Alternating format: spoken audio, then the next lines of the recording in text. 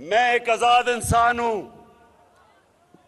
मैंने जब ला इलाहा इल्लल्लाह मोहम्मद रसूलुल्लाह पढ़ा था तो मैंने दावा किया था कि अल्लाह तेरे सिवा कोई खुदा के सामने कोई खुदा नहीं है, किसी के सामने नहीं झुकूंगा। इसका यह मतलब नहीं कि हम किसी से जंग लड़ रहे हैं। हम एक आजाद मुल्क चाहते हैं।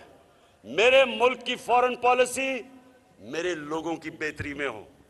साथ वाला हमारा मुल्क है हिंदुस्तान। मैं आज हिंदुस्तान को दाद देता हूं।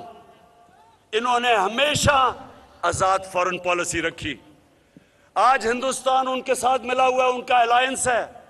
क्वाड के अंदर अमेरिका का अलायंस की हुई है और अपने आप को वो कहता है मैं न्यूट्रल हूं।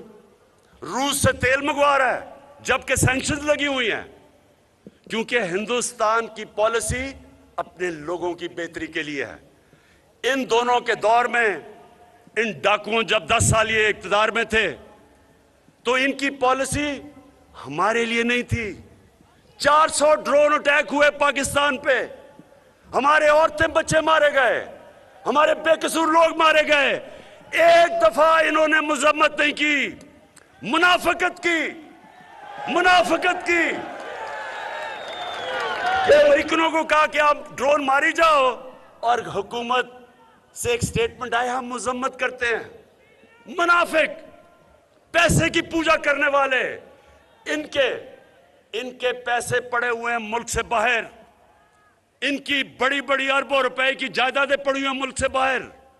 ये कभी अपनी कौम के लिए नहीं खड़े होंगे, क्योंकि ये पैसे की बुत की पूजा करने वाले लोग हैं। इसलिए कभी पाकिस्तान इनके नीचे आजाद नहीं होगा। इसलिए ये यूरोपियन यूनियन, जबकि उन्होंने प्रोटोकॉल के खिलाफ किया, फिर भी उनकी हिमायत कर रहे हैं। जब पाकिस्तान ने 80,000 लोगों की कुर्बानी दी, फिर भी कह रहे हैं कि एब्सोल्युटली नॉट, गलत था। तो मैं चाइना के जापान के प्रेसिडेंट जो थे शिंजो एबे साहब, उनके दौर में एक डिस्कशन हुई कि तकरीबन को 3.5 ट्रिलियन युआन की जो है ना इन्वेस्टमेंट टारगेट जो था उसके ऊपर बात हुई थी, और वो काफी हद तक इन्होंने अचीव कर लिया हुआ है। अब मजे की बात देखें इसमें कि इंडिया वो जो है एक बड़े पैमाने पे जो इंफ्रास्ट्रक्चर इंडिया के अंदर वो जो एस्टैब्लिश कर रहे हैं बड़े पैमाने पे, उसको अगर आप देखें, भले वो 5G टेक्नोलॉजी हो, भले वो रोड इंफ्रास्ट्रक्चर हो, वो टेलीकॉम नेटवर्क सिक्योरिटी हो, सबमरीन केबल सिस्टम हो, और इंडिया की जापान की जो committee on science and technology है, वो भी उन्होंने भी अपनी और ये क्वाड के फ्रेमवर्क में भी काम कर रहे हैं। और जो इंडिया सोशियो इकोनॉमिक डेवलपमेंट है उसको वो जी जापानीज अप्रिशिएट कर रहे हैं। वो समझते हैं ये मार्केट है, यहाँ पे पैसा लगाओ। हम तो बस जैसे कहते हैं ना कि हम तो किसी को कन्विंस नहीं कर सके। Mumbai Ahmedabad high speed rail network के ऊपर वो काम कर रहे हैं। सो इतना बड़ा इंफ्रास्ट्रक्चर प्रोजेक्ट्स वो खींच के ले गए हैं।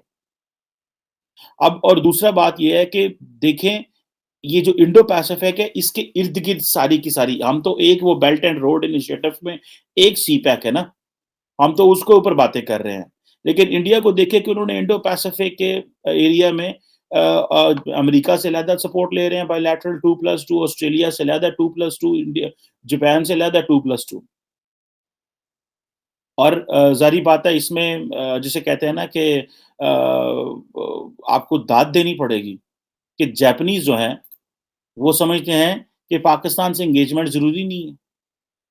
उन्होंने तो साढ़ा गल ही मुकाती, उन्होंने कहा जी ठीक है, लिमिटेड स्केल पे एक ताल्लुक रखें। I have met with the Japanese जो एम्बेसडर हैं, वो पिछले साल मेरे गांव गए हुए थे मेरे साथ, जो पाकिस्तान में जापानीज एम्बेसडर हैं। उन्होंने मेरे गांव विजिट किया, मेरे गांव मेरे साथ गए। मतलब मेरी अच्छी उनसे दोस्ती थी। वो ट्रांसफर हो गए कहीं और किसी मुल्क में चले गए, बल्कि शायद आई थिंक अमेरिका में आए हुए। So the point here is कि हम जापानीज के साथ बड़ा क्लोज हमारा कोऑपरेशन है, और लेकिन उनकी जो स्टेटमेंट है वो आप चेक कर लें क्या है। अच्छा, अब मजे की बात यह है कि ये जो 70 साल की जो एनिवर्सरी स्टैब्लिश हो रही है, वो किस तरह वेलकम एक दूसरे को कर रहे हैं, और हम क्या कर रहे हैं। इंडिया जो है वो किस तरह नेक्स्ट लेवल पे जाके डिप्लोमेटिक रिलेशंस को तो एस्टैब्लिश कर रहा है, ठीक है जी। लेकिन वो जापानीज़ लैंग्वेज एजुकेशन जो है, उसको बड़ी अहमियत दे रहा है।